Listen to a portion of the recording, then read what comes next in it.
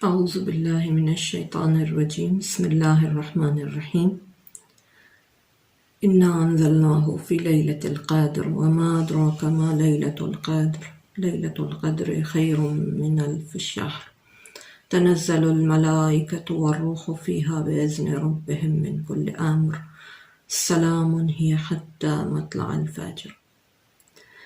شب قدر یا لیلۃ القدر مسلمانوں کے درمیان سال کی سب سے زیادہ فضیلت رکھنے والی رات ہے، اور قرآن و حدیث کی روشنی میں یہ رات 1000 مہینوں سے افضل اور برتر ہے۔ مسلمانوں کے مطابق اس رات قرآن دفعی طور پر یعنی ایک دفعہ پورا کا پورا قرآن رسول خدا کے قلب مطہر پر نازل ہوا، اور اس کے علاوہ یہ رات رحمتوں کے نزول، گناہوں کی مغفرت، زمین پر ملائکہ کے نزول کی رات ہے۔ اور بعض شیعہ احادیث کے مطابق اس رات بندوں کے 1 سال کے مقدرات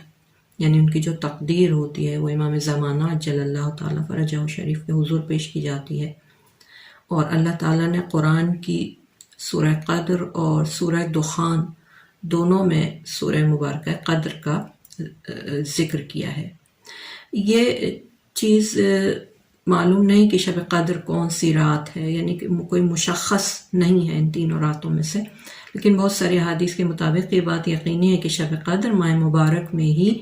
واقع ہوئی ہے، اور زیادہ احتمال یہ دیا جاتا ہے کہ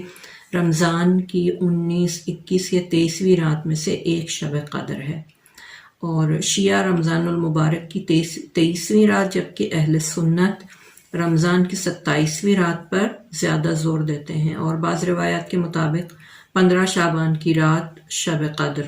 ہے۔ شیعہ جو ہے وہ کیونکہ 14 معصومین کی پیروی کرتے ہیں، لہٰذا ان تینوں راتوں کو شب بیداری کے طور پہ گزارتے ہیں، یعنی جاگ کر عبادت کی حالت میں گزارتے ہیں۔ اور شیعہ منابع میں، شیعہ کتابوں میں شب قدر کے اعمال کے عنوان سے بعض مخصوص اعمال جن میں دعائیں جو ذکر شدہ ہیں، نمازیں اور دیگر مراسم جیسے قرآن کو سر پہ رکھنا، اور اس کے علاوہ رمضان کی 19ویں اور 21ویں رات امیر المومنین علیہ السلام کے زخمی اور شہید ہونے کی مناسبت سے مجالس عزاداری بھی شب قدر کے اعمال کا حصہ ہوتی ہیں۔ اسلامی تعلیمات کی روح سے شب قدر پورے سال کی سب سے افضل اور برتر رات ہے، اور رسول خدا سے منقول ایک حدیث کے مطابق شب قدر مسلمانوں پر خدا کا ایک خاص لطف و کرم ہے، اور جس سے گزشتہ امتیں محروم تھیں۔ قرآن کریم میں مکمل ایک سورہ جو ہے وہ شب قدر کے بارے میں نازل ہوا ہے، جسے ہم سورہ قدر کے نام سے جانتے ہیں۔ اس سورہ میں شب قدر کو 1000 مہینوں سے افضل اور برتر قرار دیا گیا ہے۔ سورہ دخان کی پہلی 6 آیات میں بھی شب قدر کی اہمیت اور اس میں واقع ہونے کے واقعات کو بیان کیا گیا ہے۔ دوسری اس خصوصیت جو ہے وہ سورہ قدر کی پہلی آیت میں، سورہ دخان کی 3 آیت کے مطابق کہ قرآن شب قدر میں نازل ہوا، اور قرآن کا تدریجی نزول بھی ماہ مبارک میں ہوا، لیکن اکثر مفسرین کے مطابق شب قدر کو پورا قرآن یعنی لوح محفوظ سے بیت المعمور یا رسول خدا کے قلب مطہر پر، جسے قرآن کا نزول دفعی کہتے ہیں، یعنی ایک مرتبہ پورے کا پورا قرآن جو ہے وہ، یا نزول اجمالی کہا جاتا ہے، یہ بھی سورہ قدر میں ہی نازل ہوا۔ اس کے علاوہ امام باقر علیہ السلام سورہ دخان کی 4 آیت کی تفسیر میں فرماتے ہیں کہ آنے والے سال میں ہر انسان کے مقدرات شب قدر میں معین کیے جاتے ہیں، اسی لیے بعض احادیث میں شب قدر کو سال کا آغاز قرار دیا گیا ہے۔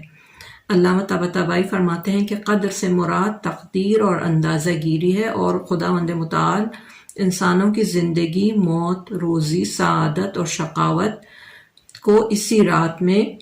طے فرماتا ہے۔ بعض احادیث کے مطابق امام علی علیہ السلام اور اہل بیت علیہ السلام کی ولایت بھی اسی رات کو مقدر ہوتی ہے۔ اس کے علاوہ اسلامی منابع کی روح سے، اسلامی کتب کی روح سے شب قدر خدا کی خاص رحمت کے نزول، گناہوں کی مغفرت، شیطان کو زنجیروں میں جکڑے جانے اور مومنین کے لیے بہشت کے دروازے کھولے جانے کی رات ہے، اور رسول خدا سے منقول ہے کہ جو بھی شب قدر کو شب بیداری یا احیا کرتا ہے، مومن اور اس کے ساتھ قیامت پر بھی ایمان رکھتا ہو، یعنی مومن ہو اور روز قیامت پر ایمان رکھتا ہو، تو اس کے تمام گناہ جو ہے وہ بخش دیے جائیں گے۔ معصومین علیہ السلام کی اس بارے میں کیا سیرت رہی ہے؟ ایک حدیث میں امیر المومنین علیہ السلام سے منقول ہے کہ رسول خدا رمضان المبارک کے تیسرے عشرے میں اپنا بستر جو ہے وہ اٹھا لیا کرتے تھے اور اعتکاف کے لیے مسجد تشریف لے جاتے تھے، اور باوجود اس کے کہ اس وقت مسجد نبوی پر چھت بھی نہیں تھی، بارش کے ایام میں بھی مسجد کو نہیں چھوڑا کرتے تھے۔ اسی طرح منقول ہے کہ رسول خدا شب قدر کی راتوں میں بیدار رہتے تھے، اور جن لوگوں کو نیند آتی تھی ان کے چہرے پر پانی چھڑکتے تھے۔ جناب زہرا سلام اللہ علیہ کی یہ روش تھی کہ شب قدر کو صبح تک عبادت کی حالت میں گزارتی تھیں، اور اپنے بچوں اور گھر والوں کو بھی بیدار رہنے اور عبادت انجام دینے کی تاکید فرماتی تھیں، اور دن کے وقت سلانے اور کھانے میں کمی کے ذریعے رات کو نیند سے مقابلہ کرنے کی کوشش فرماتی تھیں۔ چہاردہ معصومین شب قدر کی راتوں کو مسجد میں شب بیداری کی حالت میں گزارا کرتے تھے۔ ایک حدیث میں یہ آیا ہے کہ ایک دفعہ شب قدر کے ایام میں امام صادق علیہ السلام بہت زیادہ بیمار ہو گئے تھے، اس کے باوجود بھی آپ نے مسجد جا کر عبادت بجا لانے کی جو ہے وہ خواہش کا اظہار فرمایا۔ اور اس کے علاوہ کچھ رسومات جو شب قدر میں انجام دی جاتی ہیں، اہل تشیع ہر سال رمضان کی 19ویں، 21ویں اور 23ویں رات کو مساجد، امام بارگاہوں، ائمہ معصومین علیہ السلام کے جو روضہ مقدس ہیں ان میں شب قدر کے اعمال بجا لاتے ہیں، اور ان راتوں کو صبح تک شب بیداری اور عبادت میں گزارتے ہیں۔ علماء کرام کے وعظ اور ان کی نصیحت پر مبنی تقاریر اور نماز جماعت اور گروہی صورت میں مختلف دعاؤں جیسے دعائے افتتاح، دعائے ابو حمزہ صومالی، دعائے جوشن کبیر، اس کے علاوہ قرآن کو جو ہے وہ سروں پر رکھا جاتا ہے جسے عمل قرآن کہتے ہیں، ان راتوں کی اہم رسومات میں سے ہے۔ اس کے علاوہ روزہ داروں کو افطار اور سحری دی جاتی ہے، اپنے گزشتگان کے لیے نذر و نیاز وغیرہ دی جاتی ہے، یعنی مرحومین کے لیے، اور غریبوں اور ضرورت مندوں کی ضروریات پورا کرنا جو ہے وہ مختلف اس کے علاوہ مختلف وہ افراد جو کہ قید ہیں کسی بھی وجہ سے زندانوں میں اور جیلوں میں، ان کو بھی رہائی وغیرہ کا ان کے بندوبست کیا جاتا ہے۔ اور کیونکہ رمضان المبارک کے انہی ایام میں امیر المومنین علیہ السلام کی شہادت بھی واقع ہوئی ہے، اسی بنا پر عزاداری کے مراسم بھی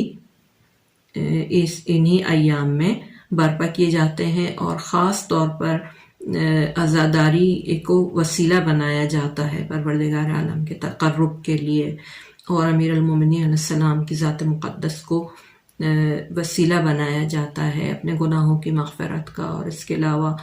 آپ کی ذات مبارک سے توسل حاصل کیا جاتا ہے کہ ہم گناہوں سے اگلے سال تک جو ہے وہ پاک و پاکیزہ رہیں، آپ کی ذات مقدس کی توجہ حاصل کر سکیں۔ اور خاص کر یہ رات امام زمانہ عجل اللہ تعالیٰ فرجہ شریف سے توسل کی بھی خاص رات ہے، کیونکہ جیسا کہ ہم نے بیان کیا اس رات میں تمام مقدرات جو ہیں وہ انسانوں کے وہ حجت خدا، یعنی اس وقت جو زمین پر خدا کی حجت موجود ہے ان کے حضور میں پیش کیے جاتے ہیں، تو لہٰذا یہ رات امام زمانہ عجل اللہ تعالیٰ فرجہ شریف سے توسل کی اور آپ کی توجہ حاصل کرنے کی اور آپ کی طرف متوجہ ہونے کی ایک خاص رات ہے۔ تو لہٰذا اس شب میں کوشش کرنی چاہیے کہ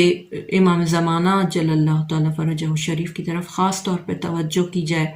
اور اس رات کو درک کرنے کے لیے اہل بیت علیہ السلام کی خوشنودی حاصل کرنے کے لیے ایسے عمل انجام دیے جائیں جو کہ پروردگار عالم کی خوشنودی حاصل کرنے کا بھی سبب ہو، خاص طور پر ایسے اعمال جس میں حق الناس اگر ہماری گردن پر ہے، یعنی کسی مومن کا حق ہماری گردن پر ہے، ہم نے کسی کے ساتھ کوئی بدسلوکی کی ہے یا کسی کا حق جو ہے وہ ابھی تک نہیں دیا ہے یا صلہ رحم میں کوئی کمی کی ہے، تو کوشش کریں کہ اس رات میں ایسے اعمال انجام دیں کہ ان سب کی تلافی ہو سکے، کیونکہ پروردگار عالم اپنا حق تو معاف کر دے گا، لیکن بندوں سے متعلق جو حقوق ہیں وہ جب تک بندے معاف نہ کریں پروردگار عالم بھی معاف نہیں کرے گا۔ تو لہٰذا ان سب حقوق میں سے ایک حق ہماری گردن پر ہمارے والدین کا ہے، ہمارے بہن بھائیوں کا ہے، اس کے علاوہ ہمارے قریبی رشتہ دار جن کا حق ہم ابھی تک ادا نہ کر سکے ان کا ہے کہ اگر وہ دنیا سے چلے گئے ہیں تو ان کے لیے مغفرت کی دعا کی جائے، ان کے لیے صدقہ دیا جائے، اور اگر وہ زندہ ہیں تو زبانی طور پر اگر ہم ان کی دلجوئی کر سکتے ہیں تو دلجوئی کرنے کی کوشش کریں۔ اور خاص طور پر سب سے بڑا حق ہماری گردن پر اس رات ہمارے زمانے کے امام کا ہے۔ کوشش کی جائے کہ اس رات ایسے اعمال انجام دیے جائیں کہ ہم اپنے زمانے کے امام کا دل جو ہے وہ اس کو خوشحال کر سکیں اور انہیں خوشنود کر سکیں۔ پروردگار عالم ہم سب کو شب قدر کو درک کرنے کی توفیق عطا فرمائے۔ السلام علیکم ورحمۃ اللہ وبرکاتہ۔